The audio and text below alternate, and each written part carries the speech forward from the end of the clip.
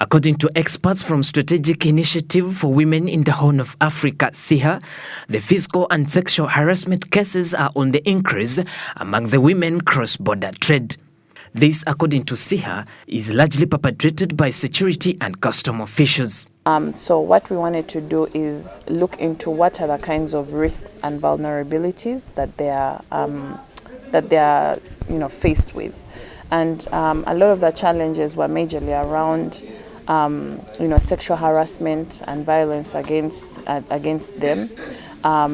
They are faced with challenges around bribery because there is no, whereas we have a very simple tax regime, a lot of these women cross-border traders are not familiar with the regulations, the tax rules and regulations.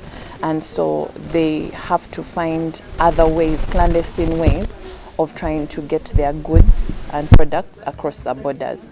And therefore they will pay exorbitant fees.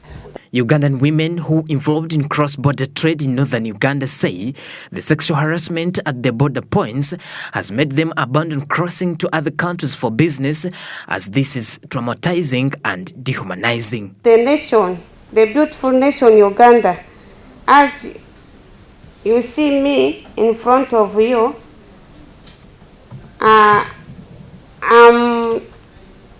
Konyi victim. In April 2002, I was adopted about the cross-border trade, in special West Nile, Arua, as women at large. The research finding and the conclusion all such in the report of Northern Uganda women cross-border trade are honestly true, 100%. And for myself, it is almost 18 years because the physical and the sexual harassment we undertake those days, I decided not to now cross the border. Emmanuel Atinya, a senior commercial officer from the Ministry of Trade, says the government, together with COMESA and the World Bank, have teamed up to come up with the interventions to help women cross border trade. We know that there are bigger associations, but we want to cater for specifically for women to have specific attention given to them at these borders. And at Busia, for example, we are working with Trademark, we are working with the World Bank and the COMESA, like I said, European Union, to put a border export zone.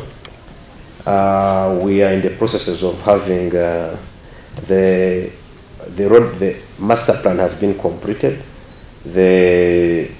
All the approvals for NEMA have been done, and now we are now going to start the process of implementation. And I think you must have seen the minister rolling out border export zone programs at Nimule, Busia there, and Kavale. Those are areas where we're going to establish them. We hope that they'll go a long way in solving women challenges, especially when they cross the other side. You know, people, sometimes our traders cross the other side, for example, in South Sudan, where this project is specific, and the DRC, when they cross, then they get challenges there. Harassment has been mentioned, and many other.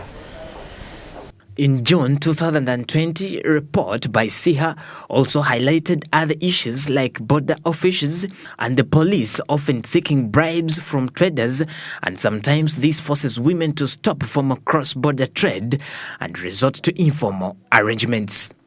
The report also indicated that at about 6 different roadblocks, one has to pay bribes of about 150,000 shillings, and if the trader refuses to pay, they have their goods confiscated. Bedson Mumbere, Smart 24 TV, Business at 1.